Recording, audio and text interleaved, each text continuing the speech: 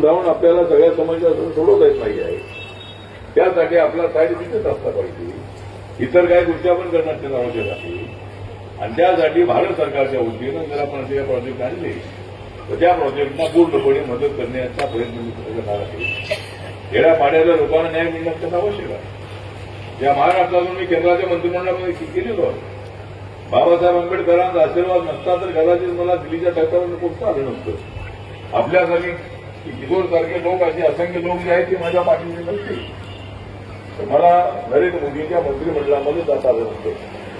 तर मी आपल्याला एवढं सांगतो की रिपब्लिकन पक्षाचं नाव मी देशामध्ये पूर्णपणे नेलेलं आहे. भारताच्या कानाकोपऱ्यामध्ये रिपब्लिकन जाऊन पोहोचलेलं आहे. नागालँडमध्ये आपल्या पक्षाचे 2 आमदार आहेत. मणिपूरमध्ये आपला पक्ष रिकॉग्नाइज आहे. अजून 2 छोट्या राज्यामध्ये जर आम्हाला मान्यता मिळाली तर आपल्या रिपब्लिकन पक्षाला राष्ट्रीय मान्यता मिळणार आहे. आणि देशामध्ये नंबर 1 ला बीजेपी आहे, नंबर 2 ला काँग्रेस आहे, नंबर 3 ला आम आदमी पार्टी आहे, 4 नंबरला बसप आहे. आणि आपल्याला जर या 2-3 वर्षामध्ये जर अशी मतं मिळाली तर आपला पक्ष हा 5व्या नंबरवरती जाणार आहे. आपला पक्ष छोटा पक्ष आहे, गोरगरिबांचा पक्ष आहे, पण लोकांना न्याय देणारा आमचा पक्ष आहे.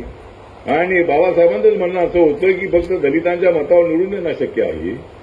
म्हणून बाबासाहेब आंबेडकरांनी all India schedule caste federation बरखास्त केली आणि रिपब्लिकन पक्षाची स्थापना करण्याचा त्यांचा प्रयत्न होता. ते असताना काय आरपीआय स्थापना झाला नव्हता. पण त्यांच्या महापरिनिर्वाणानंतर 6 डिसेंबर 1956 नंतर नागपूरमध्ये रिपब्लिकन पक्षाची स्थापना झाली 3 ऑगस्ट 1957ला. आणि हा पक्ष सगळ्या जाती जमातीचा व्हावा.